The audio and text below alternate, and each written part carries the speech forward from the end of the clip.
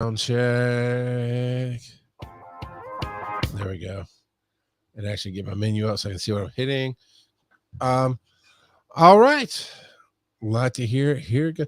Real quick though, by all means, all the services just are creeping up like old cable TV. Yeah, everything The difference is when some of the cost factors, sure. And I do have a threshold, but we'll talk about it after we record the show. You should join patreon.com/wise_nerdy to hear Joe and I talk about our Hulu, Disney Plus, Netflix wars with finances. But that's not what we call it talk about. What do we call it talk about, Mike?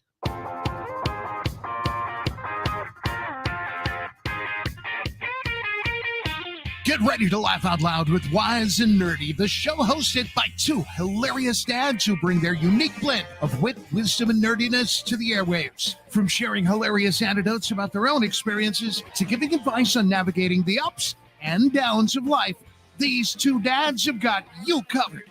But that's not all. They're also obsessed with all things nerdy, from comic books and sci-fi movies to video and board games. So whether you're a fellow dad, a pop culture fanatic, or just in need of a good laugh, this is Wise and Nerdy. And now let's have some fun. Woo! Fun. Oh no. Oh no. It's summer Mountain Dew flavor. What flavor did you just crack open, sir? Oh, it's Voltage. Joe's getting wired tonight. All right. Well, off to the side, I have my zebra snack cake. And tonight is not brought to you. Tonight is not brought to you by the letter Scotch or the number or anything, because I forgot to grab a bottle out of my stash. So Daddy's running dry tonight. Aaron. You know, rando kid, as far as we know, I heard you at. Kurt should be here any moment now. So he did not message he wasn't coming, and sometimes things run behind on him. And hey, why do you think this is about two nerdy dads? Because Pop wanders around the backyard every once in a while. That's all I can say. Two nerdy dads and a grandpa who wanders in every now and again. And guess what?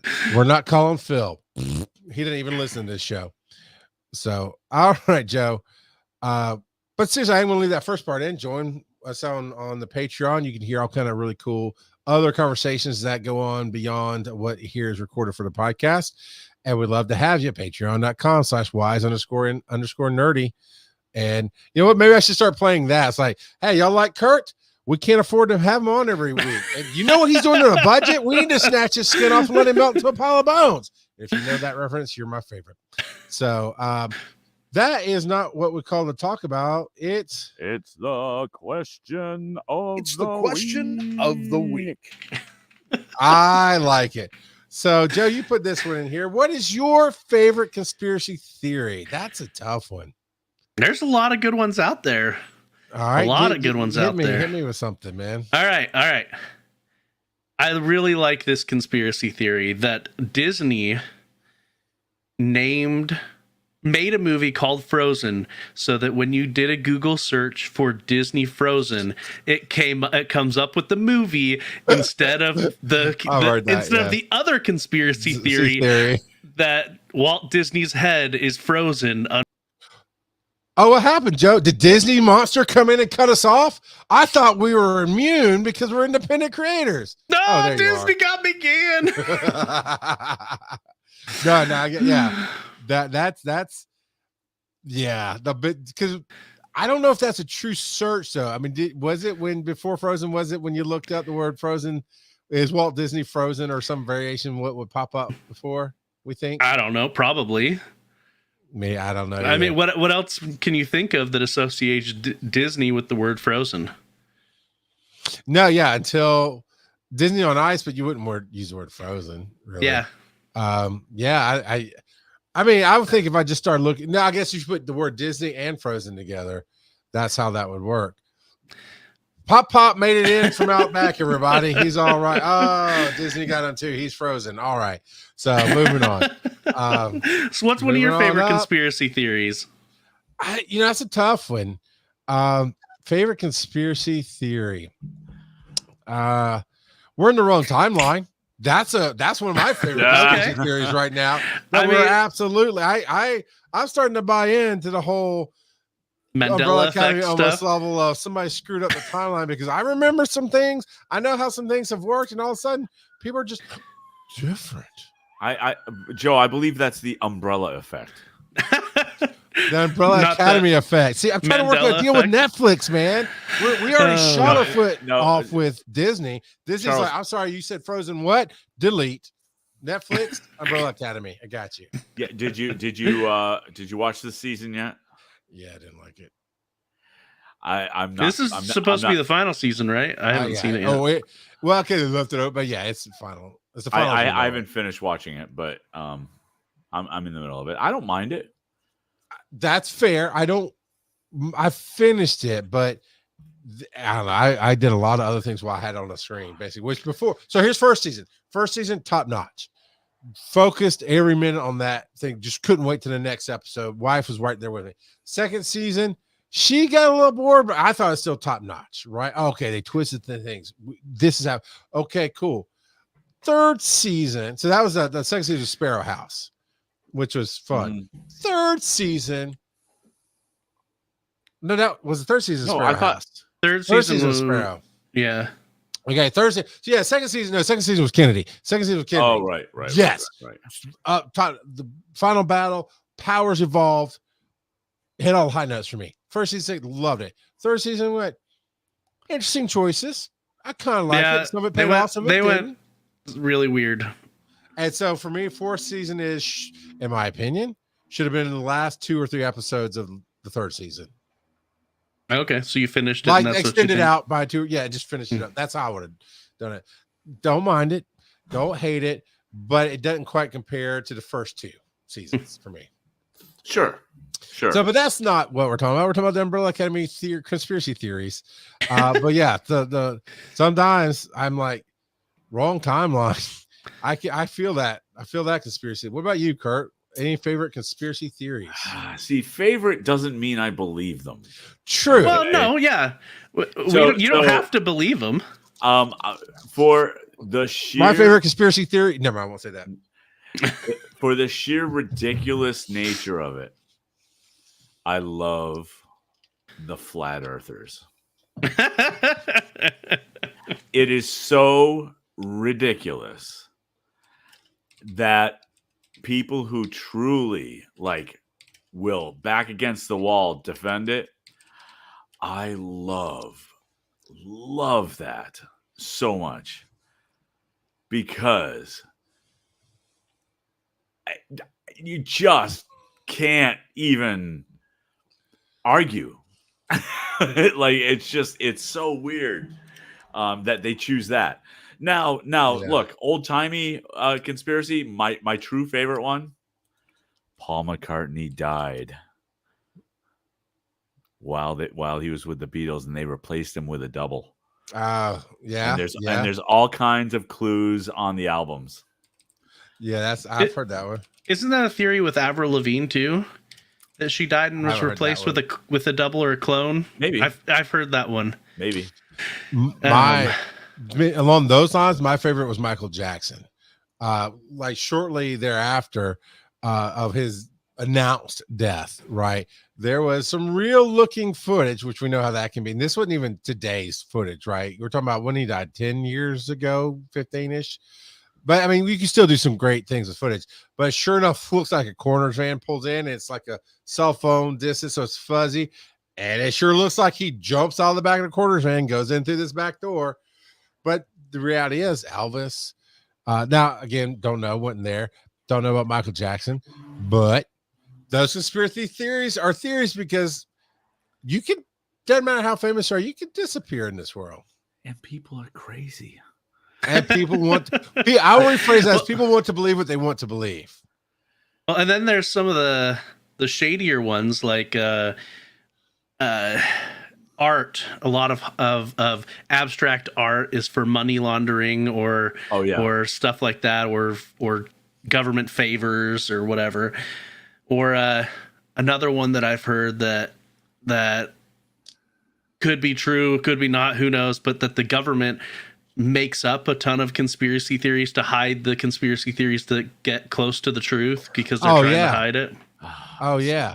See, here's the thing. especially when the Wacky dog. government's involved. The amount of people that would have to keep it secret and not say anything is nearly impossible. Like, See, The that's government's the lie done they want so you to much believe in, shady sir. stuff, oh though. God, oh, You tell what's up? I have to look it up. There's a movie that actually illustrated a true spy story. What's that? Tinker Tailor Soldier Spy. Who's the actor in that? oh, back in the day, was it Richard? No. The newer one. Tinker Tailor Soul. I want to say he's in the newest Batman's. What is his name? That's the movie. Gary Oldman. I think Gary Oldman was in a different Russian spy where he was a Russian based on a true story. I think let me see. True story Russian spy CIA. It's about Aldrich Hans Ames. Yeah, it's him. But I'm trying to find the movie about it. Movie title, because there's a real story about Aldrich Breach. Yes, Breach in 2007. That movie made me believe a little bit more in conspiracy theories. It's based on a true story. If you watch what he does, he just plants little seeds here in somebody's mind, and they go off and do one little piece of something. Then he plants a seed here, and he's telling everybody a little piece. The way you keep things a secret is you keep the picture to yourself. Now, some of it, like, could we keep an Area 51 that would need a large amount of staff secret?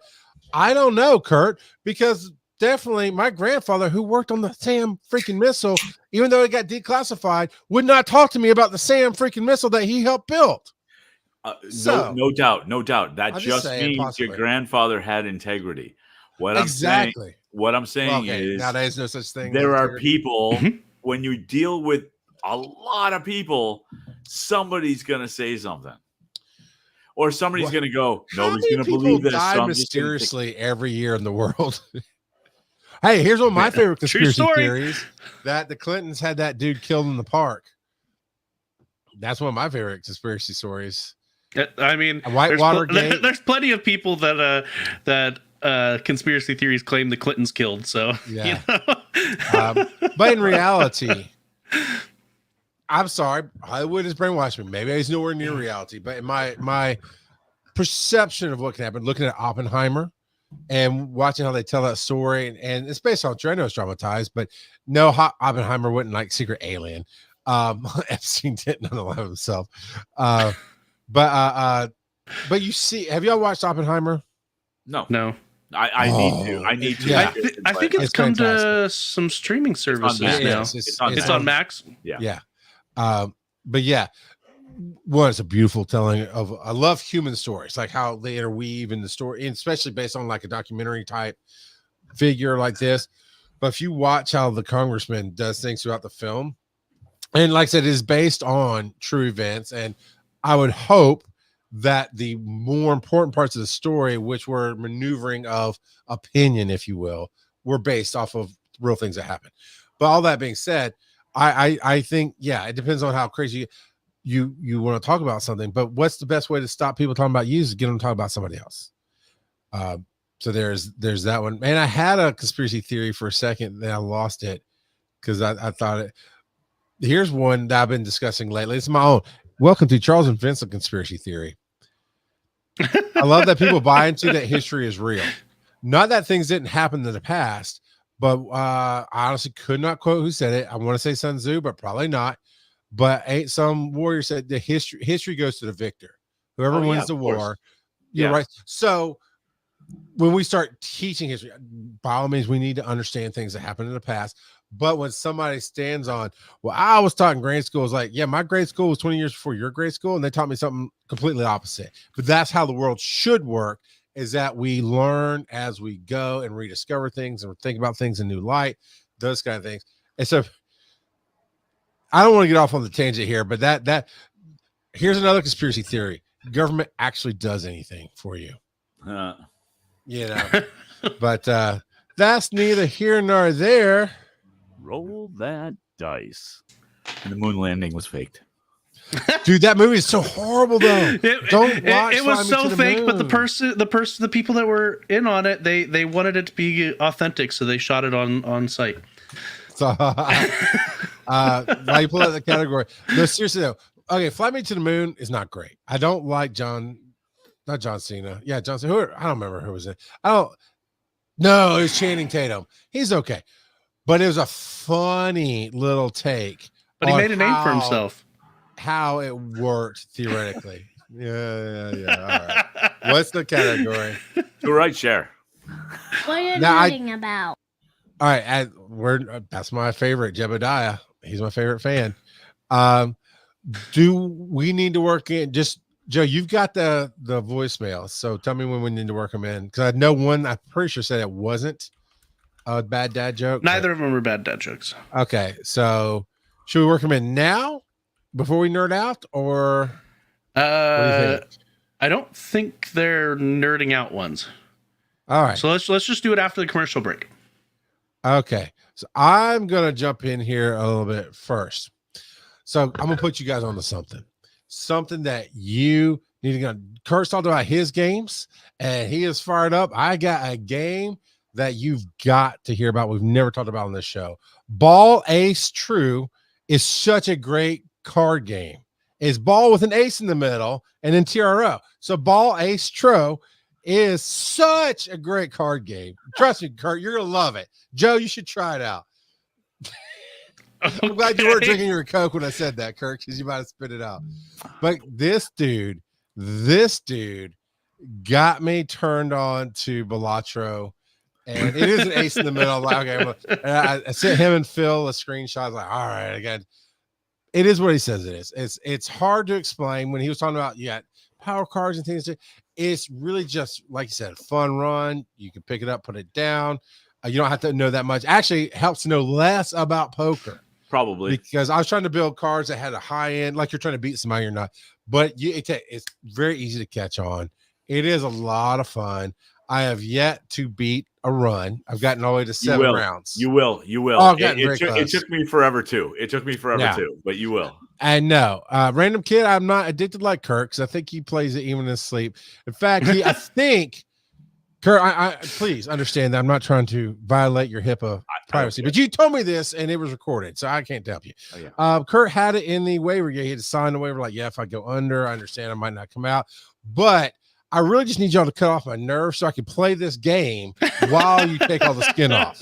Right? I think that's how that went, Kurt. Because I see that you do say that Balatro has taken over your life. Yep. Except for the surgery. Yep. Which is coming up in a couple weeks. Yep. So I'm half expecting him to come and be like, bam, and just reveal a Balatro tattoo across his chest. just that actual ace. Just the ace. Now, I just want to make it a short part just to say yes. He hooked me into it. When I sent the screenshot to you and Phil at the same time, just in different texts. Yep. He answered first. He's like, you dumbass. But I know he's playing it too. I think it'd be fun to some night hang out and do the seeds and show, because it really is right up my alley. You were right. It took precedent before I went to Emberword, but I will take a look at that. That looks pretty cool. Yep. But I want to ask you, I want to save you the last. I got some questions to ask you about your surgery. So the other thing is, I talked about Hell's Paradise. We haven't done anime in a while. I felt like Phil might come back and listen to the show if we didn't do anime. So we got to do some more anime, because it's just like spraying for roaches. You got to do that every 3 months or so.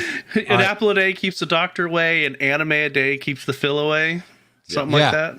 Yeah. In fact, if I cared enough to give her crap to pull this off, it'd be hilarious for me and you, Joe, and 2 other people to do full cosplay anime versions of the Botched Boys and sit in the front row just to irritate the crap out of Phil. I just don't have the energy. Hey, Hugh. Over underway. Oh, okay, cool. We'll definitely talk about that. I love Hugh bets on everything. But Hell's Paradise, right? I talked about a few months ago, actually, on Netflix. It was a new one that popped on there. A little bit different style for me. It's just on the edge of too monstery, weird shapes, grossness, a little too abstract, a little too blood. I like to use the word porn for like excess, right? Something so like blood porn. It's not sex, although there was some sexual nature to it. That was That was not nearly as much as the weird monster, but it was right close enough that like, okay, I like the possibility of how the story is evolving. But here's the thing, Joe. So I thought the reason I'm interesting, Joe, is I mentioned, man, I just finished Hell's Paradise. Did you like it? And this is like 3 weeks ago. I was like, oh, I want to talk about it on the show, and I keep forgetting to bring it to the show. The first thing I thought I would ask, did you enjoy it or did you like it? Yeah, but apparently not enough, because I'll start and stop episodes, mid episodes. I'll watch like half of one into the half of another, just whatever I'm doing. It So I'd didn't stop the excite you enough episode. to want to keep binging it, basically. Well, yeah, to point. I mean, it became one of my side screen shows, so I'd watch one shaving or whatever. The funniest thing about that, though, is like, oh, you know what? I really need to go. I haven't finished. I need to go finish the last few episodes. The last place I stopped was 5 minutes from the end of the last episode. So it didn't quite. Yeah, it didn't quite. I laughed like you laughed as soon as the credits rolled. I'm like, oh crap! I could have just finished 5 minutes. I did like some of what they do. I liked being pushed into an uncomfortable area just to see something new and think about something differently. I would definitely watch it if they gave this random kids a mess a second season, but if they don't, I'm okay too. But I thought it was interesting. Very Okay. Asian in some of the things they do. Like the monsters are real mutant weirdo monsters, and they're gods, but they're kind of not gods. It's a level of confusing that's understandable, but hard to explain. So apparently it's been announced for a second season, but they haven't actually confirmed a release date. Got it. What are you saying, Kurt? So you said very Asian in their influence. I mean, anime by definition, but well, yeah. But did you mean kaiju or did you mean tentacle? Tentacle. Okay, no, and I'm not even trying to be weird about it. It's. I mean, it's Attack on Titan, right? Where it's the weird monsters. Monsters versus the kaiju. I mean, it's just kaiju are monsters, I guess. Yeah, but kaiju are like Godzilla. Yeah, giant. Giant, you know, yeah. Monsters that my brain can accept better. I wasn't getting weird, Joe. I wasn't getting weird. Yeah, You already were. Okay, if you watched Akira, that hit at a point in time where it was a little bit more mutiny than I was ready for. And I don't mean like X-Men mutiny, like tentacle mutiny. But this is a step further, but not so much. Like I won't watch Attack on Titan. I mean, just 5 seconds into the preview, like, yeah, not for me. Just no. And I'm not afraid of them. There's something about it like I don't like it. It's not your vibe. Exactly. And I wish it was, because everybody raves. Who likes the people who like Attack on Titan, which is a lot, they rave about it. But I just can't. Well, until the last season. The last season was very divisive. Okay. And I'll just leave it at that. Then my last thing, because I'm not sure if I got to talk about it, but I bought some board games when I went to Southern Fried Gaming Expo. And I wanted to briefly go over them because they have been fantastic. They're from a company called Century 25 Publishing, I think is what it's named. Okay. The guy who runs the company was there. Actually, I got his he got my information. I don't remember if I got his. I think I got to check my wallet. But I talked to him about Wise and Nerdy coming on talking to us about he's a publisher of games. So other people make the game. I think he's made a few of the games, but this Fika, Fika, is a Swedish word, Finnish. Man, I'm sorry that if I get that. I know they're 2 different countries. It's a Northern European country. I can't remember if it's Swedish or Sweden or Finland, but they have a cultural norm of every day. Your friends and family are very important to them. So every day you make time for a hot drink, and it's known as fika. Not the drink, but the moment is known as fika. And it's just sit, chat, share a warm drink, and move on. So the game is able to play during that moment. It's about sharing moments, and it's very competitive, but not competitive. You actually get a little strip of road. That's 5 cards. And it's much easier to play and explain than to just explain. But essentially, you and one other person are trying to win the tips of the people. And so you have 1 through 6 cards, like the number 1 through 6, and there's 3 different suits, if you will. Swedish. Okay, thank you, Joe. Swedish. And for lack of better words, it's red, green, brown. Right? They definitely represent things, but for just a quick overview, it's red, green, brown. Yeah, it's IKEA. But each card tells you what it does. And so you can do a special little thing with it, like move from one spot to another, move a crowd. So you have two cards that are crowds. That's who helps you get more points to get the tips. But essentially, you're selling coffee and pastries, but not at that. I know it doesn't make sense, but you're building points. It's so me and my youngest daughter play it constantly now. Very quick game, easy to understand. And yet again, I mean, I just realized with games, I'm a visual learner. Reading the book is hard for me to process, and I didn't think that would be a thing in my life. But I found some quick, easy videos. Oh, that makes sense. And then once you get it through once, then you can teach it and play it. So much fun. So Fika. Okay. I think it was $20. And then the other one we picked up was called Junk Drawer. Real quick, before you get into Junk Drawer, mm-hmm. I really wish that a lot more board games would do what there's a company called Grandpa Beck's Games. They make board games as well. What they've started doing is in their rule book, they have a QR code for you to scan to go to a YouTube. Where that's cool. They give a breakdown of the rules real quick and show visually how to play it. So I wish a lot more would do that. All right, now you continue with 110%. Now, I did find it is 25, the number 25, 25thcenturygames.com is their site. I'm pretty sure they're local here to Atlanta. And there's a lot of interesting ones I looked at. Donut Shop, it's a puzzler. Y'all check it out. It's pretty cool. A Junk Drawer, it's kind of Tetris made simple. Again, so much fun. You can have 3 to 4 players or 2 to 4 players, whatever. I mean, yeah. And you literally get a little board that mimics your board. It's a red square with squares inside of it, like a Tetris board. It's a red, blue, purple, orange. And you shuffle the deck and you put the deck in a pile. The first 4 cards go into those spots. So that's how you score. And the score is get +3 for every tile that touches the perimeter. Every square that is covered that touches the perimeter. So you're in that square. The way to maximize your points is to follow those rules.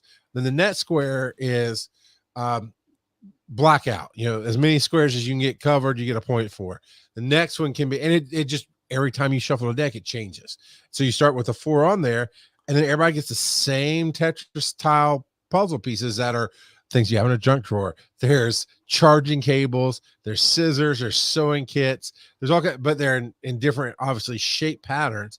So when you flip that card, it's one card, everybody sees, charging cables. And then you pick where you want to play in your 4 squares that matches the scoring squares. And everybody has their own board of 4. And I haven't enjoyed board games this much since I was a kid. Of course, I had standard board games when I was a kid, like Skip-Bo and Trivial Pursuit, those kind of things, right? I know Skip-Bo is a card game, but kind of like around the table game, if you will. I'm always hesitant because it felt like for the longest time, if you said board game, it's like Settlers of Catan and Doomhaven or Gloomhaven or whatever it's called. And I'm like, I don't have time for that. These are so much fun. Now, my kids are smart. Your kids might not be as smart as mine. I can't help you with that. But even my youngest at 11, she's 11, picked it up just like that. Everybody loves it. It get 10-minute, 15-minute run times, very little setup. Which also is a big thing. If I gotta go, I love Mousetrap because I was never allowed to have it as a kid. So as soon as I was an adult, I bought it and I played it with my wife for many years until we had kids. And then I was like, I gotta build that board. I don't want to do that because I got lazy. But the setups have to be easy for me. And I love both of those games. So I'd be very open to trying some of these other games by this publisher. So I'm with you on the depth of board games thing, where sometimes they could be really fun, but sometimes the learning curve is so high, right, that it just is like, I can't deal with this. So like when the kids were small, I would go to the board game store in the area and just pick up something new for the family to learn, which means that it had to be easy enough to learn, but also good enough for it to keep my for to keep my interest right as well. And so I took a chance on Munchkin. Munchkin never worked, but the game that I still stand by that I think is awesome, Flux. I've played that. I've not bought a version of it yet, but I did enjoy it. It is so dead simple, and then gets way more complicated as the game goes. It really does, because but it's for great those that because it just unfolds in front of you, right? Yeah. So for those that have never played Flux, the cards you play add new rules to the game. And so the rules are constantly changing, as well as the win condition for Flux is constantly changing. In fact, there is no win condition when the game starts. Right. And so Junk Drawer is a lighter, I would say it was a lighter version of that, where you choose how to place your pieces in each of the slots to figure out who can get the most points. So it doesn't change the win condition, other than you got to figure out how to maximize, and everybody can maximize their points in different ways. Yep. You know, it's all about your choice. And honestly, Joe, other than little Jebediah, I think your entire family would love to jump in the Junk Drawer. Another game that's really, really accessible and such a phrase. Your whole family should jump in the Junk Drawer.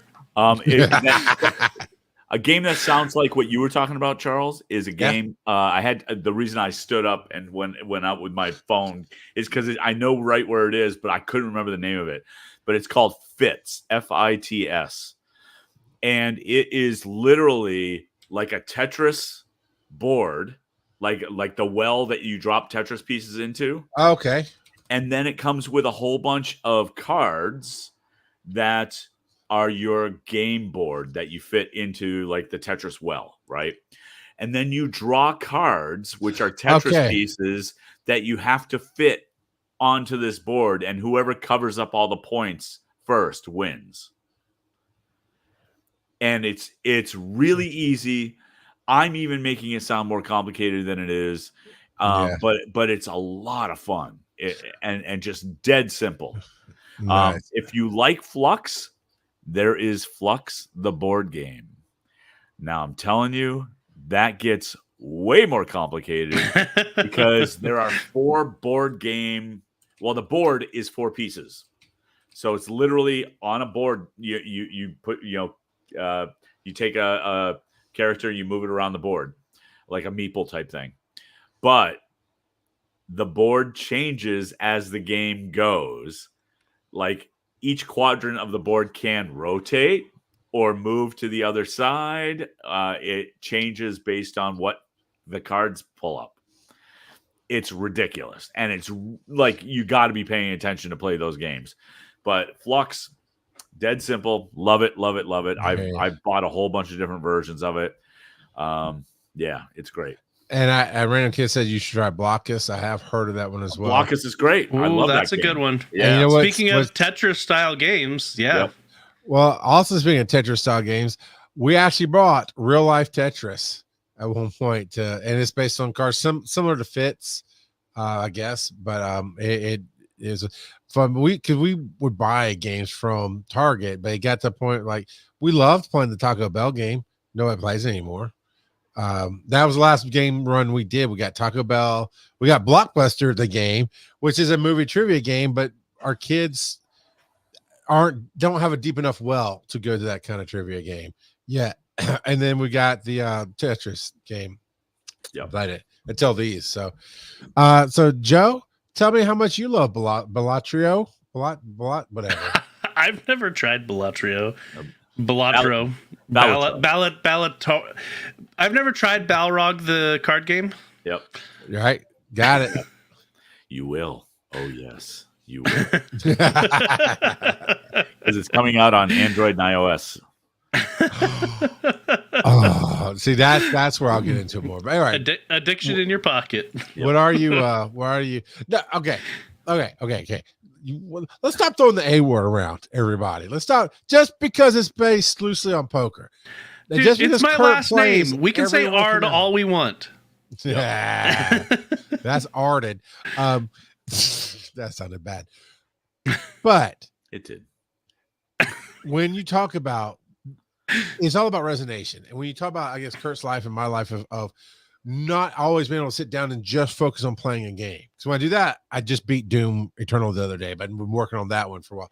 Yeah, I want to play, but to be able to go, I got 5 minutes. Now, Kurt works from presumably home and at his computer. That's where he gets paid. Like you, Joe, you have balloons, if I remember, more hours than anybody in any game. But for me to be able to have it on my phone, someone I'm sitting on the couch going, this show's okay. I could be playing a hand because there's no timer, there's no people, there's no pressure. So if that's an addiction, I ain't going to rehab. Yeah. But that's not what you were talking about, are you? You're talking about neighbors that are weird. It's true. You guys have all these happy, fun game times, and then bam, what I'm nerding out about is a movie that came out 17 years ago now, Disturbia. Is that Shia LaBeouf? It is. That movie? It is Shia LaBeouf. Yeah.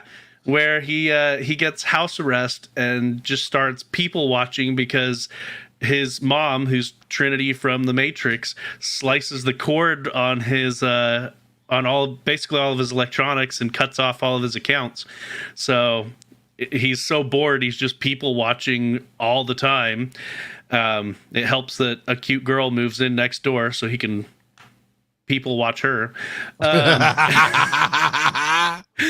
But during his people watching, he starts seeing some things that are a bit shady with his neighbor, and so he keeps people watching and people watching and people watching, and it's actually really, really well done, especially with the budget that they had on it. Like, there's no set, like it's just 3 houses in a neighborhood basically, so the set is super cheap, so they don't have to change that. I think the budget, when I looked it up, was like 20 million, and internationally it brought in like 118 million. And so like it made bank on a cost versus revenue, but it's actually really good in my opinion. I mean, it's got some cringe moments, but I like it. I like it quite a bit.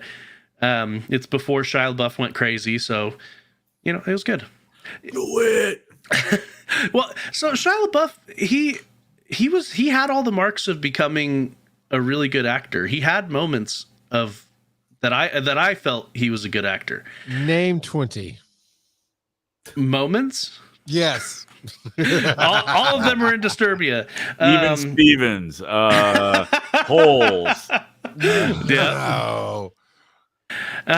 But no, he was on his way. He was getting some big IPs and whatnot, and then he went crazy. But anyway, I just don't think he could hack it.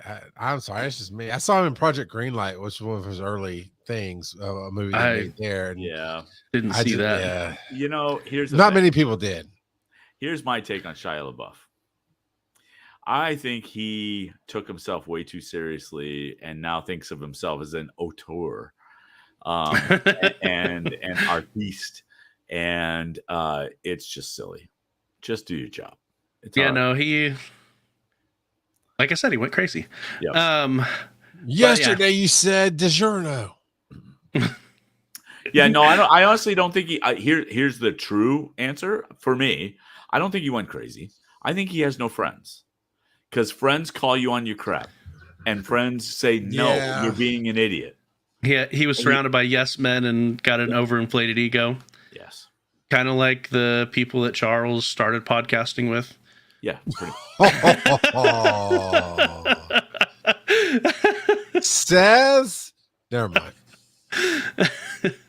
You're appreciated, Joe. Yeah, no, Kelsey likes you or not. I rewatched Disturbia and I liked it as much as I did the first several times. This is probably like the 3rd or 4th time I've watched it. It was good. Kurt's. I wish you could put Kurt's face on a button. Years. That's like watching so many other things you could watch 3 or 4 times in 17 years. Okay, sorry, I watch it like every 4 to 5 years. It's your favorite movie, isn't it? No, it is not. I mean, you could watch Lakeview Terrace at least once. You could watch West Wing a bunch of times in that time period. I've never watched West Wing. You can watch Westworld at least one time. You can watch the Westworld series and all the movies that were spun off of it. You can watch a documentary on the West End. Less than 2 hours long. I don't know how long you guys are. Anyway. I liked it. I'm glad you liked it 4 times. So Kurt, of course, you talked about Balatro. I think we've been judged by Joe on that one. You've been judged by the world. Panniculectomy. I'm just trying to parse that Joe is the world. I don't know if that's an ego thing or if he's self-harming with his deprecating humor. I'm like, buddy, no. Yeah. No, you do not have a gravity or that big of an ego. You're okay. Yeah. Now random kissing. We're random kid. First off, let's go to Hugh's question when he heard about that. What is the over under and how much weight Kurt will lose after skin removal? His bet is 15. Yeah, I don't know. I've been trying to figure that out too. And I'm being conservative. My guess would be somewhere when. Did you have someone come over and hold the skin while you're standing on the scale? I could do that. I mean, or not hold it low to offset the weight. That's not the easiest way to do it. You get a food scale, put it up on a counter, and just lay your gut on it. Just lay the skin on it. But I'm guessing between 5 and 10. I could be conservative on that, but I don't. I don't ever kind of overestimate when it comes to. So you're thinking 10 and under. He's saying 15 over. Yeah. I mean, okay. Let's review here. Yeah. How much when you started to when you are now? How much weight have you already lost? 160 pounds. And how much in muscle do you think you've put back on? Oh boy, that's a hard one. I don't. Because that still takes up some space. Is all I'm thinking. It does, but it doesn't take up the space of where the fat is that they're cutting off, or the skin. I mean, your abs can only go out so far. You don't have the bat wings or the sloppy thighs. I do have a little bit of bat wings. Just if I'm. I just figured it's all coming off. That's all, right? Well, no. So all they're taking off is the flap.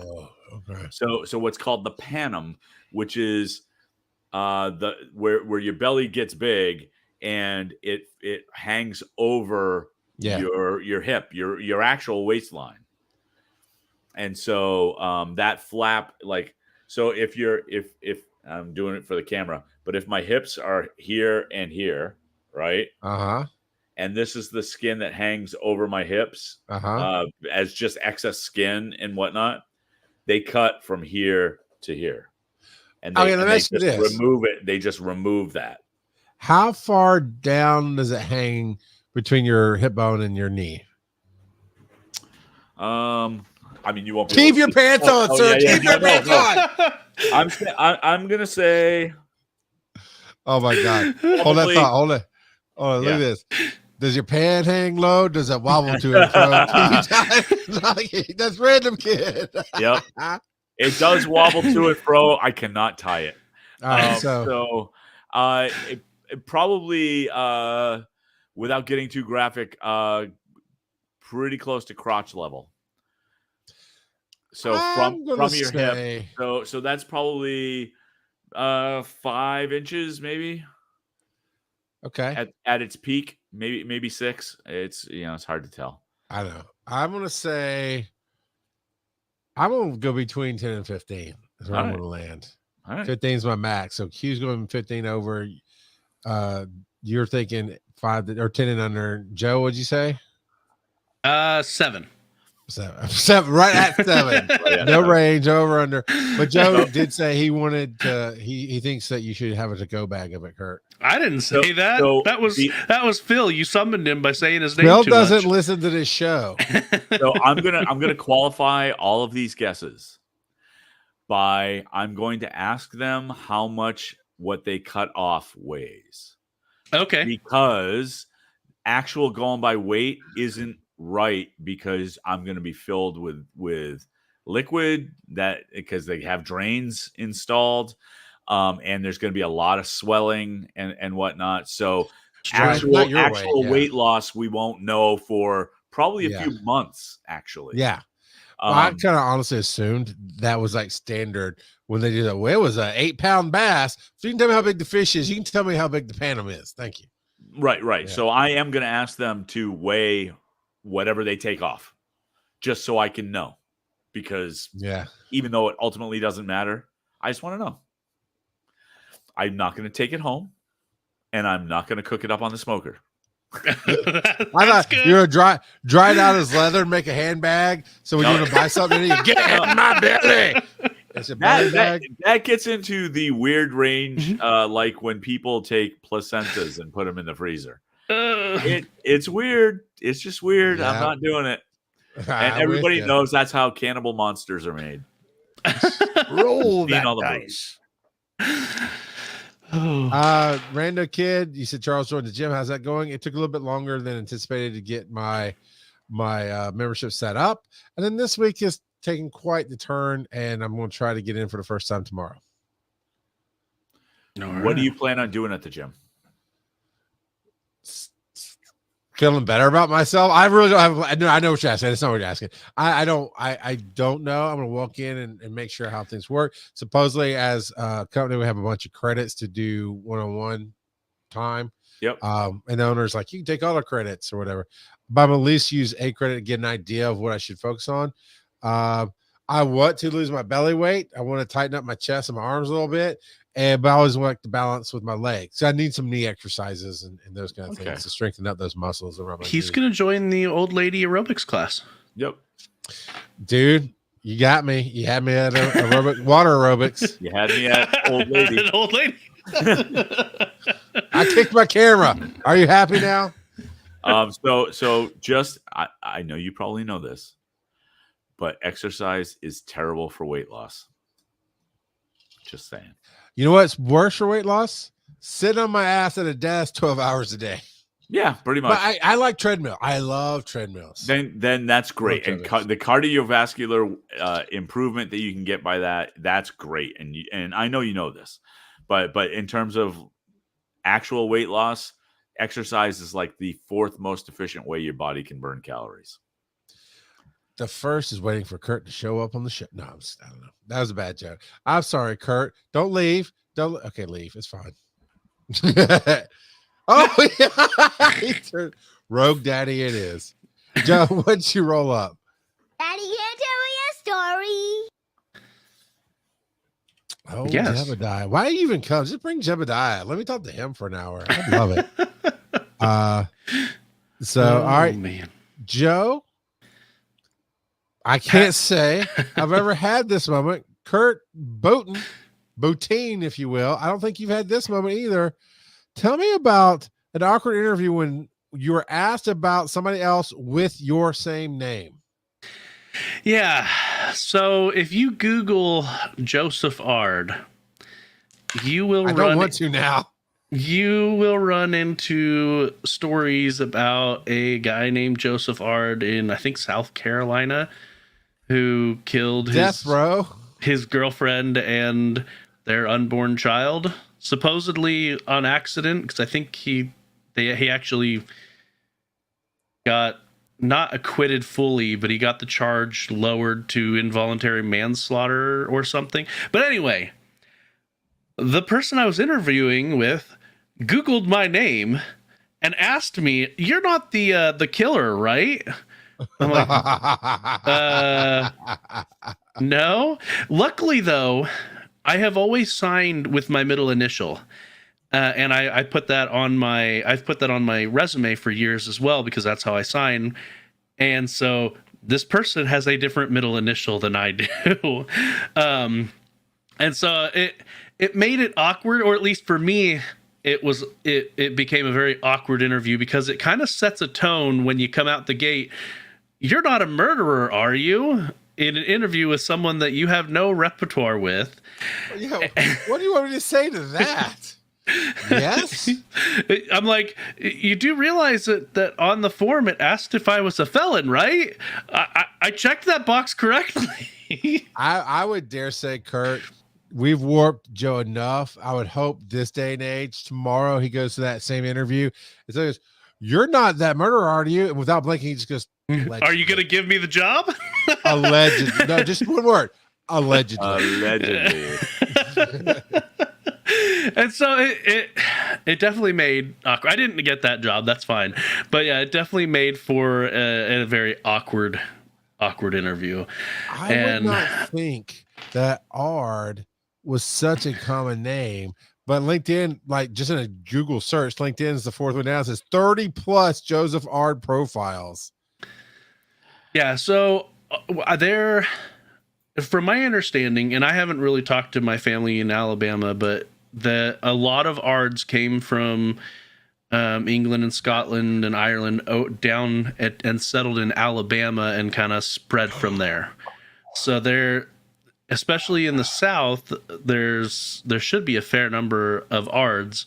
I have met a couple of other Ards, and I'm sure I'm related to them at some point. But yeah, Joe.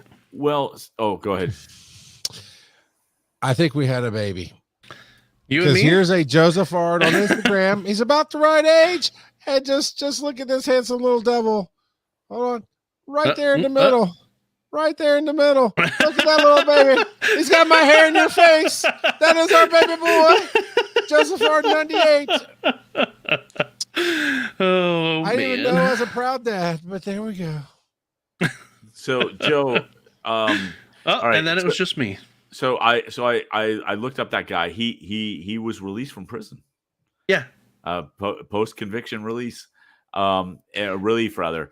But let's play. Does Joe have anything in common with that guy? Because I actually found some interview questions. All right. Go. Do you like hamburgers?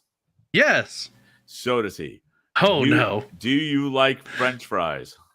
Sometimes. Okay, so does he. And do you like, and this is the important distinction, ants? No. Okay, so clearly the difference between you and he is he's an art shark. Bad joke time. I ejected for the podcast. To be fair, Charles did punch out in time. Oh, you did punch out in time. I almost didn't see it coming. You almost got me. All right. I thought we were going to go with a dumb question like, Joe, you like hamburgers? No. Yes. Oh, he just fries. Yes. Oh, you like breathing? Y'all are the same person. Well, it makes me think of like different when we were thinking about kids' names, there was a bunch of different names that we were like, we can't ever name our kids these different names. Like, for instance, Reed. I could never name one of my kids Reed. I love it. And we can't say why. That's not this show. Oh my god. Oh. Yeah. You could have given your name a C name. So if they go by their first initial last name, Card. Yeah, no, that my oldest, he is a C name, and he actually uses Card as his gamer name. There you except go. with a Y in it, the ancestral spelling of Ard. So he's carried away. Got it. Charles, have you Googled yourself? Like, you have a no, it's not Google bad dad yourself. joke time. It is not bad dad joke time. No. I'm talking about have you found other Charles McFalls? Oh yeah, there's actually, because I set up when I first started podcasting, I set up alerts on my name to see if, with hopes that a press something wrote about me or something. There is a famous Charles McFall that for many years at least rode the Tour de France. I don't know for what country. I'd never really got that deep into it, but actually did pretty well. So every year Tour de France came up, I started getting alerts on my name because he was doing all right. But there's that one from Family Guy. Don't you bring Family Guy? I forgot about that. Tell everybody. Yeah, that's stupid. I'm gonna punch. What's his face? The creator of that show in the face. Seth MacFarlane. Thank you. Seth owes me one. I'm going to check it out one day. Yeah, he's a coach for Cleveland Browns baseball team at School Bend High School. Yep. Yeah. Charles McFall. I've looked up my name because my name is pretty unique. I agree. I've got a German first name and a French last name. And there are, by all accounts, 4 in the United States. And I've heard from at least one of them. Really? Interesting. Well, because it's you know, a lot of people do genealogy and whatnot, and when you see Kurt spelled the way that and it's the same spelling. It's not like there are C's. It's K. And when you see that spelling, it's weird. Like it's unique enough that it's weird to see other people with it. And so, there's a dude in Texas, a dude in Washington. I think the Texas guy is a car salesman. And the Washington guy is a insurance salesman, I think. And I think there's another one. So I just clicked on a picture of someone with the same name as you. Yep. And it doesn't look anything like you, but it redirects to your LinkedIn page. This that dude. One. So his name is Eric, and he used to work for me. Oh, and he's a voiceover artist, as well. But he's a video game guy. That he worked for me back in the day. In fact, he is the voice of Draven in League of Legends. Okay. Yeah. So roll that dice. Charles is like, I'm done with this conversation. I got to remember why I'm mad at Seth MacFarlane, so thank you. Okay. Oh, man. Time for a commercial break. All righty. Well, we started off the show talking about why you should be a part of patreon.com/wise_nerdy. So we're just going to give you some nice, awesome music to listen to. Let's go with this one.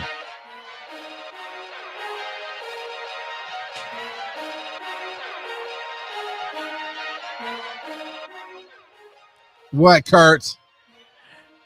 Does your namesake show up as a cartoon character unauthorized in your TV shows? You too can file suit with Lieberman, and Lipschitz. Law to the animation department. Call Charles McFall.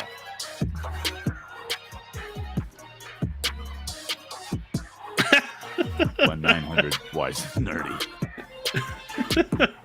And that, everybody, is why you should be here for the live show, because I just turned down everything Kurt said for the podcast, and the only people who heard it was the one watching live on YouTube. Wise_nerdy.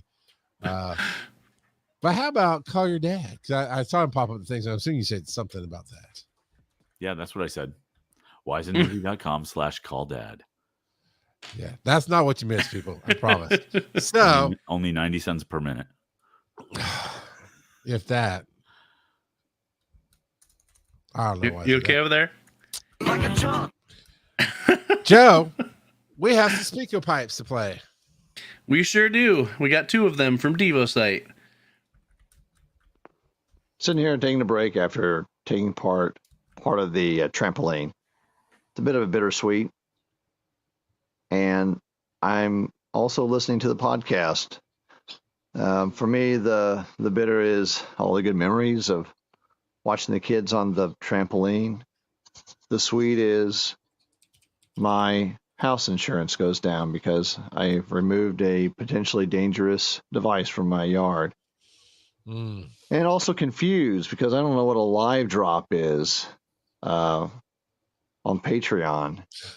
Neither does Joe. So good job, Charles. Confused me. Making me wonder.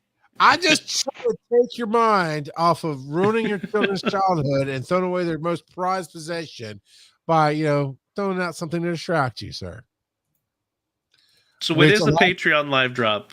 So it's so that Patreon's trying and they're really pushing hard, which is essentially is like every other idiot software out there that goes, these are the good old days where your fans are just waiting breathlessly at this time frame to see your show. So don't you want to hype them up? And I went, sure, why not? And they're like, well, you should release this 5 days from now. Let's do a countdown. I went, no, you got 2 hours. And so I just hit release it. I think I was editing or publishing at let's say 11 a.m. Saturday morning. I set it to release at 1 p.m. Saturday afternoon. And so it just counted down the time. So it's kind of like a YouTube premiere. Exactly. It's there to get let your fans know that you're dropping this thing. And I'm sure actually there are probably levels of contributors somewhere that would enjoy that, right? That, we get the exclusive at this time. I mean, to be honest, Devo begged for us to release it on Saturday instead of Thursday. So I said, sure, whatever, needy person. But that's what a live is. It was just easy to hit that button and move on. But it's nothing special. It's like you said, it's a YouTube premiere. Kurt, you're confused. So the internet is this thing that we get on and record together on, and then we put that show out, and then people actually hit play and listen to it. But it's not on 8-track like you think. It's actually coming through space. I should have called in sick. As he starts to open his mouth, that comes out and Kurt just nods. Yep. All right, we got one more from Devo site. It says it's not a bad dad joke, so we'll see. Must be telling the truth. While sitting here taking part in this trampoline, I'm amused by the bus analogies, Charles. Really, actually, the trip to California over the Brooklyn Bridge. They're really great. And Joe is right. Everyone needs a ticket. And I completely agree. And I am right there with you because this is kind of my job also. And I have people who've run projects that have been worked on for months, years, who come to us saying, hey, next week, we want to get this going, expecting fiber, switches, networking. It's amazing how people know about things and do not involve people who need to be involved or just don't communicate. It's kind of an unusual, it kind of bothers me that people are that, and professionals, as you say, are that naive to think that, and yet they expect everyone to have the same courtesy for them. So yeah, Charles, I do get what you're saying, and you're right. People, sometimes you just miss the bus and you have to wait for the next one. That was the worst bad dad joke I've ever heard. Okay, so what I do love about that face Kurt made is we have listeners live and through the podcast making the same face. Because what he's referencing is a direct story that I told on one of our pre-recordings for the show, which goes out on Patreon. And yeah, it's some, he just said some really great analogies, and I changed his world. So come get motivated. Patreon.com/wise_nerdy. Here's an easier way to understand it, Kurt. Roll that. I understand that. But I don't know if John did that intentionally or not, but it was such a great, I'm not even going to tell you what Charles said. I'm just going to reference what I heard that you didn't hear. So you can come listen later. Yep. Bad dad jokes. Oh, good. So Charles, I know this is your favorite. So I feel why like Gambit and Deadpool in the scene? why are Just sitting Saturday and Sunday the strongest days? Why? Because they aren't weekdays.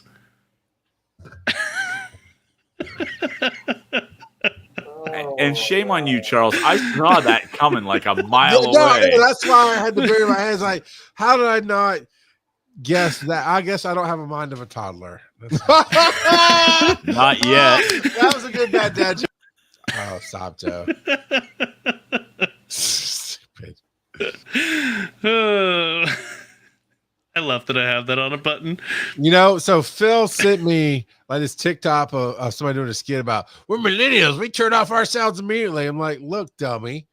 It was a millennial that said they want some of these sound clips for alarms to wake up to or remind themselves with. So no, they probably don't have the ringer on. butt face. But they do have a sound they have to play. Otherwise, don't wake anybody up. Shut up. I think we need to get Charles the green screen, and he can do all the Shia LaBeouf. Just I have a do green it. screen. I have a green screen. Thank goodness. Roll that dice. Then I can use you as an image on all my future projects. Yep.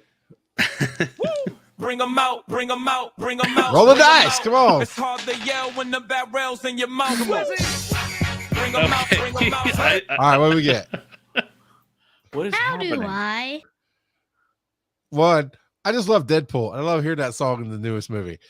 Two, I was bored, so I had that put on the button for when people announce me on guest appearances. So I wanted to play here. How do I? Woof, Joe's going deep. So this one, this is a deep question, Kurt. Since we've taken over all the other categories, Joe picked this. How do I? But I think you have a pretty good answer here. How do I pick a life partner, wife, husband, whatever, somebody to share my life with? Yeah. So the way that I did it is I met her in high school and then took her away from some other dude. Okay, which can be somewhat of a common story at that age. However, that's the same lady that's two rooms down right now. Right. Yeah. And to be fair, I was also in high school. I just want to be clear on that. Oh, man, I missed that joke. I totally missed that joke. No, you know what? I mean, the serious answer, I guess, because I don't know. I've been dating my wife since I was 15, right? So I think that the serious answer is it's going to sound very cliche and very Hallmark-ish, but be friends with them first. Okay. Just there might be attraction there to begin with, and hopefully there is, but just open up to being just friends. And why then were you friends with her? Why was it? Because we had common interests. I want like a real story from you. Like what brought y'all together originally as friends? So we met going to a summer music camp together, and not together. Time at I band met camp. her. Yeah, it was band camp. And so here in New Hampshire, they had a summer music school that they would run at one of the local universities, and you would go and you'd stay on campus in the dorm for 2 weeks as a high school student in the summer, and all you would do is study music for 2 weeks, and then with concerts throughout the 2 weeks. And so she played clarinet in the band. I played saxophone and I sang, and we had a mutual friend. And I don't think we knew you play saxophone, did we, Joe? Nope. Oh, yeah. They would learn something new tonight. Yeah, I played saxophone in high school. And that gorilla that goes no, but I will tell you that I did memorize at one point the sax solo from "I Want a New Drug" by Huey Lewis. Song. Yes, I love Huey Lewis. Had all the albums. Yep. So we had a mutual friend, and we just started hanging out, and one thing led to another, and really, I over met what her. amount of time? Like, where did? Oh, okay, yeah. So I was just getting to that. Okay, so sorry, yeah, that's okay. It's cool. We met in August because that's when the school was, and we didn't really start dating until that December. So September, October, November, December, like four months later. But we stayed in contact with each other, and I went to her 16th birthday party, which was awkward because the other dude was there too. And not because you were 24. No. And and this is going to sound particularly mushy, but at this summer music school, we ended up like making out, like you do. And then she had her friend pass me a note that said, basically, oh, this is so cringy, but there's a purpose. So the note said, if you love something, set it free. If it comes back to you, it's yours. If it doesn't, it never was. Now that's just a quote from someone. I don't even know who wrote it originally, but it's a quote. So Spock. I have that note in my wallet. Still. That I can believe. Yeah. Okay. And that was 41 years ago. That happened. So she became my best friend. She became the love of my life. And it started kind of slow. We didn't get married until 6 years after we started dating. We didn't get engaged until 3 or 4 years after starting dating. Again, we were in high school when we started dating, so yeah, but what, juniors-ish, at least 16? Yeah. Between sophomore and junior years when we met. So yeah. So then, like sophomore-ish year of college, you get engaged. I popped the question. Yep. And everybody that we called said it's about time. No crap. So except for her mom. I thought you were going to say her ex-boyfriend. No, her mom. That you stole him from. No. In fact, no. What was funny is the ex-boyfriend ended up breaking up with her like a month later and started dating somebody I went to high school with. But because we were at different high schools in the same town. Okay. Yeah. So her mom said, well, you're not going to quit college, are you? That was her immediate reaction after we announced the engagement. She said that to you or your wife? Yeah, well, to my wife. I wasn't going to talk to her on the phone. And it was cool. I did propose in the worst possible way. I don't know. I might have a run for that. I mean, okay, wait. We played an anime game. We played an anime game like guess the title. Right. So, Joe, what is Kurt's worst possible way to propose? Let's see. He tied the engagement ring to a parakeet, and it came over and said, "Poop or get off the pot." And then he was like, "Yeah, baby." That's okay. That is a pretty bad. That's a pretty bad. That would be an awesome way compared to what I did. All right. Okay. All right. No. Here's mine. They're in college, right? She's probably tutoring him in a bunch of stuff because let's be honest, we all marry up. And so she was like, look, I got to pay the rent. I got to tutor other guys. And he goes, whatever, and threw a ring to her. Just to make sure that he had her when she's tutoring other people. Ooh. No. See, I got worse. Than what you did. You did get worse. You did get worse. Can other guys teach you how to put a ring on this finger? Yeah. Yeah. So I believe mine was still yet worse. Oh, wow. All right. Well, we shall be this. This is not quite Council of Dads, but we'll make it that a little bit. Okay. We'll judge you. All right, hit us. Cool. So I show up in the middle of the week to her dorm room. Okay. And we're sitting there talking, and I go, and this is kind of the look on my face. So I'll even for if you want to watch us live, you can see what I'm doing. And I go, I came up because I really needed to talk to you, and unfortunately, you played the breakup speech. You played the breakup speech. Yeah, I said, I really don't think that I can keep going this way in this relationship. And I laid it on thick. Like she was on the edge of tears. Yeah. All of it. And I said, so, and I'm sorry, just something's got to change. I can't keep going the way we're going. And then I said, so will you marry me? And I pulled out the ring. It was an even shot. It was an even shot, and And I think she hit me, and then she said yes. But looking back on it, I would not have done it that way again. I felt so bad because if I commit to the bit, I know that's our fault, right? That's the thing. Yeah. It sounds like that's not just me and you, sir. No. Joe. At least she wasn't happy thinking she was getting broken up with. Right.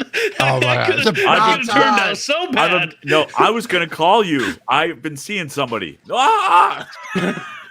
You remember my ex from high school? Oh. Now, in that moment, that is where you can truly believe with all of your heart 2 things at once. 1, without a doubt, she's going to say yes. And 2, without a doubt, she's going to say no. And you believe those things 100%, not 50-50 to make 100, Right. 100% each in your heart until the reality hits and we're in the right timeline. Yep. But Joe, this fake account that you have set up just to give us more viewers says, did you fake propose with a piece of gum or a car key before the real proposal, like scratching the side of the car with a key? I don't know. Because that might have happened to somebody I know. That's an oddly, doubly specific reference. But before that, how do you pick out? Maybe we should ask your partner. Well, no, she picked me. Yeah, she actually asked me out for our first date. Her roommates decided they were going to do a group date, so everyone had to ask somebody. And out of that group date, 2 of the, let's see, how many different couples were on that date? Was it 4 or 5? But 2 of those the people on that date, 2 of the couples on that date ended up getting married. And so, yeah, so she asked me out on our first date. It went rather well. We started hanging out a lot after that but it was towards the end of the semester, and I knew that she was going to be going home for the following semester, because the way that our college worked is it actually had a 3-semester program. So in the year you could actually get in 3 semesters if you stayed year long, though they called it a track system. So basically you were assigned 2 semesters and then you were off a semester, and then you would come back and do 2 semesters and be off a semester. So that way they could fit in more students in a given year. And so we had we had the same track system, but I was still going to be in Rexburg in Idaho, where our college was, because, well, I didn't have anywhere to go home to, because at that time my mom was in a care facility with terminal cancer. So I didn't have anywhere to go home, so I knew I was going to be staying there. Anyway, regardless. So you played the homeless terminal cancer card to get a place to stay with your future wife? No. Pretty low, Joe. You do know good relationships are built on trust and truth to start with. You're playing the American Idol. My mom's died. I got nowhere to go home. Can you please marry me? I can't believe you would stoop so low. I can't believe you would stoop so low. I am so disappointed in you, Joe. So oh my God. I knew she was going to be gone, but I did feel like it could be this relationship could become a marriage. And so what I did, and my wife kind of hated me for it at the time. I took that semester while she was gone, because we hadn't defined the relationship. We weren't officially a couple. We had gone out a couple of times, but we hadn't actually had the talk of establishing what we were. And so while she was gone for that semester, I went on a lot of dates, because I hadn't been on very many dates in general. So I went on a lot of dates, the wise and dirty stories, to confirm that what I was feeling for her was real. You're shaking your head, you're judging me. And yes, we did have a Valentine's date over the phone where we both hit play on the movie Hitch at the same time. Hitch? Why do you need to date 50 first dates when you have just Hitch? Who else is going to watch Hitch over the phone with you, fool? You don't need 50 first dates. I'm so sorry, Chuck. I did not know him at the time. I would have raised him better. Hopefully, Joseph R. Jr. that you saw earlier on the show with my hair, his face, we'll do better with him. So she came back, and we officially became a couple. We dated for I want to say only a couple of months before I actually proposed. To be, I'd have to think of the timing, but yeah, we didn't date for that long before I proposed, and we were married that following January. So we had known each other for about 16 months when we got married. Kurt, if I'm this sorry, dude doesn't get to the freaking gum I- and the freaking key, I'm gonna murder somebody. No, I understand. I'm still stuck on Hitch. Like, of all the movies you could watch together. No, come on, Kurt. At the time, it was a great rom-com. You can't, dude. They're Mennonites or something. They didn't understand. It's okay. They picked a good, clean movie. It's fine. It would have made more sense if he said Kingpin. No, not with Joe. He's not really Mennonite. I just made that up. He's Muslim. well, I don't remember. Some M word. All right. So, Joe, I'm a we've had a Martian. discussion. We've had a discussion. I know. All right. So, you're back. So, if you don't tell me about this story. Okay. So I bought the ring. I had the ring. And I knew that I was planning on proposing to her. And basically, it was an unspoken thing that I was going to be proposing to her. And so You know what people say unspoken? That means one person is not thinking about it, the other person is. We were both thinking about it. And so I had a ring box. I put a piece of gum in it. I was in my living room. I said, Kelsey, would you like a piece of gum? And I opened it. And she was like, And then the next one with the car key, I basically did the same thing. And it was a car that I had purchased from my aunt to be my wife's car. Although my girlfriend at the time. And so there was that, gave her the car. And I think. Wait. That sounds innocent and kind. It is not put in the story because you're leaving something out. Did you like get down on one knee like, I really, really want you to have this key? Why was the key a fake proposal? It just I said her full name and I said, will you take this key? Or would you like this piece of gum? And so when I did finally actually propose, her first words were, is this for real? And it was that same attitude. Question. And yes, it was. And she said yes. So, but yeah, the original question here was, how do I pick my wife / life partner? And I think it boils down to the person's whose weirdness jams with your weirdness, because everyone's weird in their own way. I think that's a really big part of finding someone who you can spend the rest of your life with, because they talk about, if you can't handle me at my worst, really, if you can't handle me at my weirdest, then we're not meant to be. Why is you covering your face from my side of the camera, Kurt? I can't look at Joe right now. It's flipped on the screen. You're wrong-handed. Here, I got this. There we go. You go, Joe. Joe, that's a very Hitch 2 Electric Boogaloo answer, and I appreciate it. Please tell me there was a scene in Hitch where he did the gum thing. No, not at all. See, that would at least make sense. I might make that up because nobody sees that movie. See, but we watch it every year on Valentine's Day. You have to now. Yeah, well, yeah. Okay, so my first movie with my now wife was Matthew Perry. Oh man, so it was his first feature films after Friends. He dates the Hispanic girl and can't help falling in the Fools Rush In. Fools Rush In. Thank you. All right. We've watched it like one other time since then. I think I've seen it once. I'm actually really surprised I knew what the name was. It was a movie at the time. It was fine. The best Except thing they didn't about have that, any chemistry in that movie. Their chemistry was horrible. Hey, no. Oh, I'm sorry. He did not give her gum and ask her to not marry him. So I don't hear it. But I the mean, only life thing- life often has less chemistry than a movie. You're supposed to have chemistry in a movie. we didn't pick it because it was romantic. It was an innocent enough movie to get to know each other and do dinner afterwards. The best part of that movie, Kirk, 'cause I'm not gonna say it's good. I don't remember most of it, but huge Batman guy, especially at the time. And I actually had a habit of going around when I did awesome things, going, I'm Batman.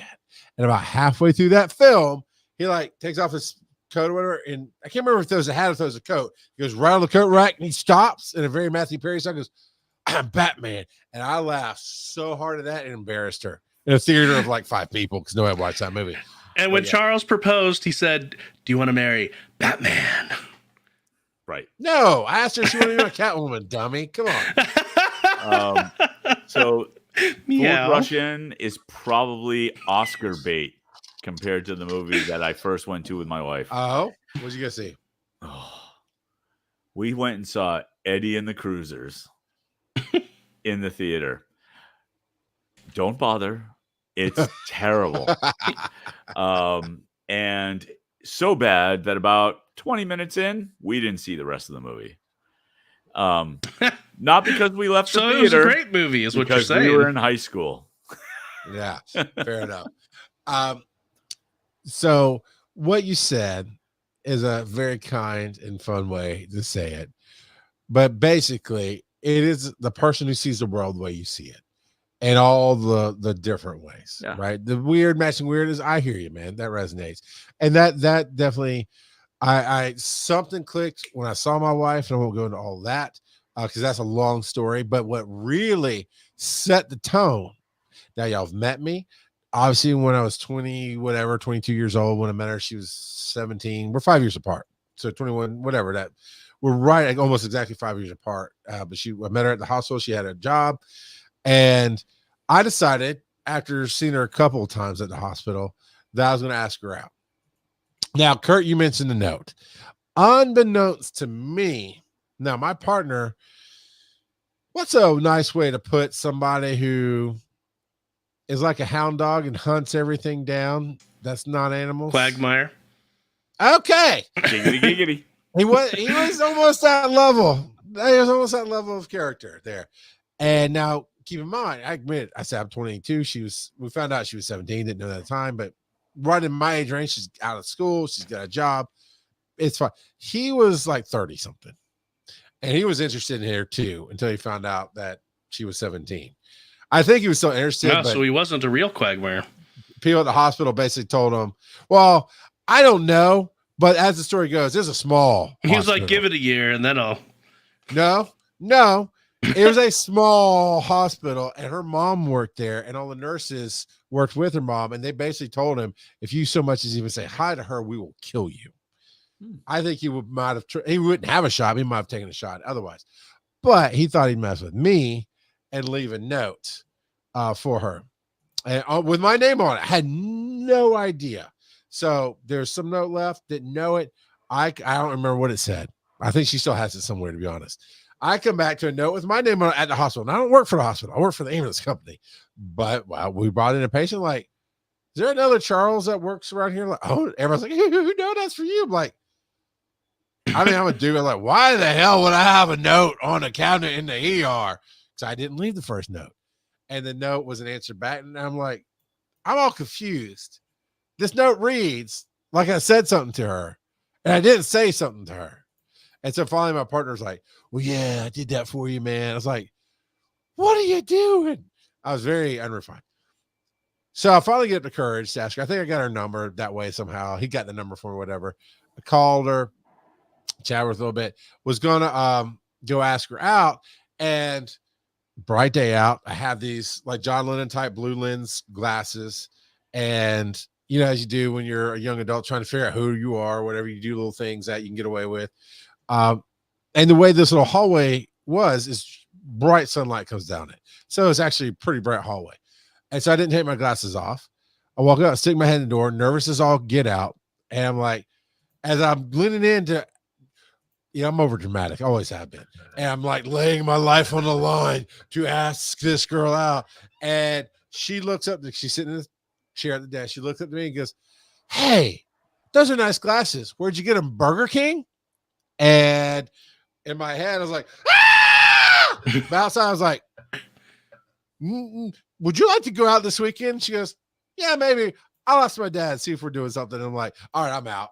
She shot me down with the glasses, and then she had to ask her dad, whatever. Well, it turns out her dad actually had plans that weekend, so she's trying to see if she could ditch him to go out with me. But that's not what it felt like. So that's how it started. And both of you have met my wife, and you've seen how it ended is not the right word. It is still ongoing, but yeah, it comes down to you could tell even the bad jokes where they laugh and go, "Duh, don't ever tell that in public."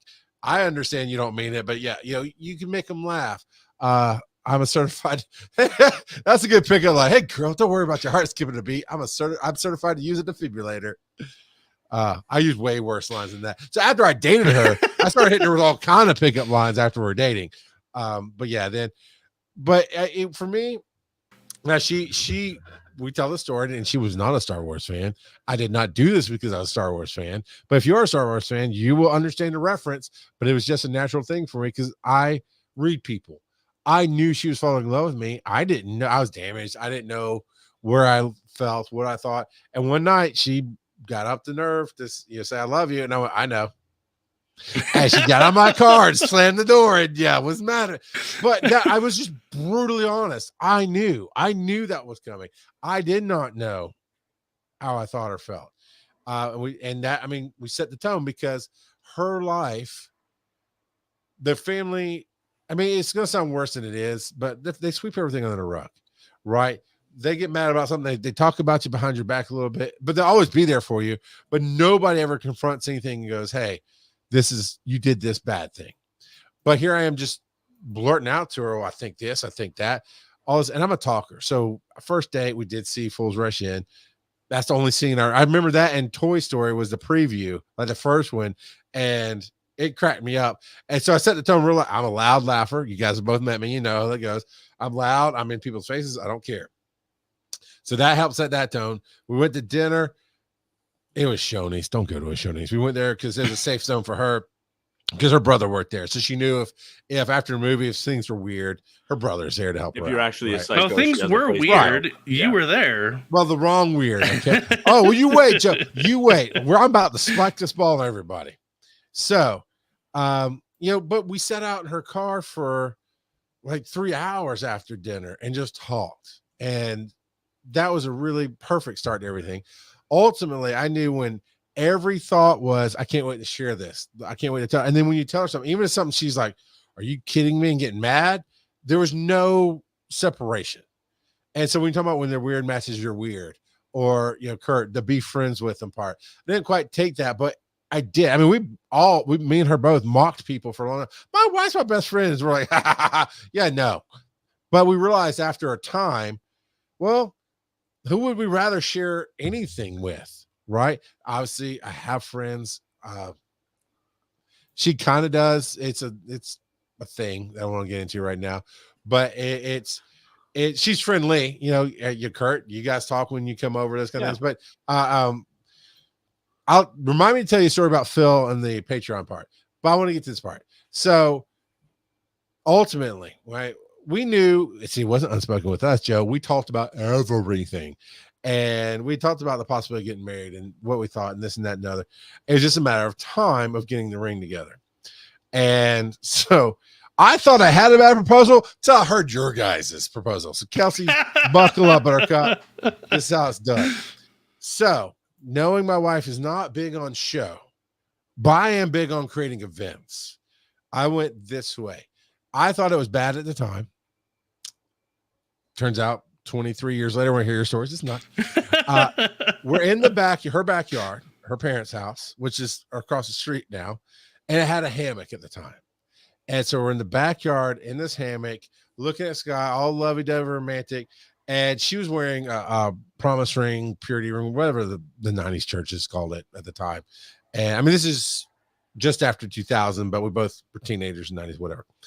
So she had one of those promise rings. So her hand was up by her head, which I'm taller, so I could see it. I said, hey, let me see that ring, and act like I'm looking. Took it off her, looking at it, whatever. And I put the diamond ring on, right? And she had no idea I had already paid off. We'd gone and picked him out together. She had no idea I'd already paid it off. And I worked hard to make sure that happened. So we're sitting there and she just keeps her hand up there and we're talking. And she puts her hand down by her side. I'm waiting for that TV moment for her to see the ring. And it feels like hours. I mean, it's like 30 seconds. Hours go by. And I'm waiting. And if I ask her some dumb question about it and she looks at it and time freezes, like she can't comprehend. It's like, wait, that's not my ring. It's probably, and that's where I know, Kurt, you can believe both. There's no way she's going to say no. We've already talked about how many kids we want to have. We've already talked about our next step in life. But there's also that moment of she's not saying yes. What's going on? And of course, she just starts laughing hysterically. I'm like, well, and she's like, what? I mean, she's just blown away, right? Just pure shock, like you said, Kurt. And I was like, say something. And she's like, yes, of course. Yes. Like, oh my God. And then of course, relief. That's how we got engaged. So suck it, fools. I don't know what to say. I did it nicely. But it's all good stuff. Kurt, 41 years, you said? That's when we started dating. Yeah, we just celebrated 35 years of marriage this year. I mean, you could argue dating is just as hard as marriage in the way you did it. You went through years. You obviously built the life to an extent together. Joe, how many years? 14. Rookie move, but all right. 23 going on 24 years for me. And I still introduce her as my first wife from time to time, and that cracks me up. I have friends who do that. They talk about their spouses and they introduce me to their first. Yeah. I've got a coworker who divorced and married the same guy like 4 times. So it's her second, third, fourth, and fifth husband. I would love to talk to somebody who's done that on the show. She's told a lot of our coworker friends that if she ever considers getting back with him, to slip her the Kool-Aid. The no card? No, slip her the Kool-Aid. the Colt Kool-Aid. The Colt Kool-Aid. The Jim Jones cherry flavored. Yep. But with that, everybody, we love you all. Come around next time. We're gonna have some more awesomeness. And we're coming up on Dragon Con, so come check us out. And Kurt's going to be a whole new person after Dragon Con. Can't wait to see it. Follow these nerdy dads on social media. Charles at Rock God of Podcasting. Joe at Joseph_Ard. Check out the website, wiseandnerdy.com. And as always, they may not be your father, but they'll always be your daddy. Shut up, Mike. And video by Kurt everywhere. Oh, my God. Yeah, I was just so angry at Mike, I couldn't blurt it out.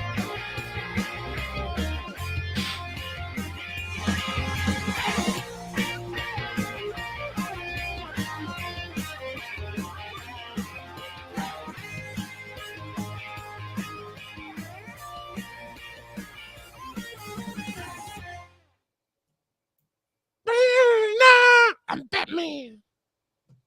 So you're supposed to have something funny, and you've let me down 2 weeks in a row. I still feel like that song needs like a crash of cymbals at the end. Bow. Or a big gong. There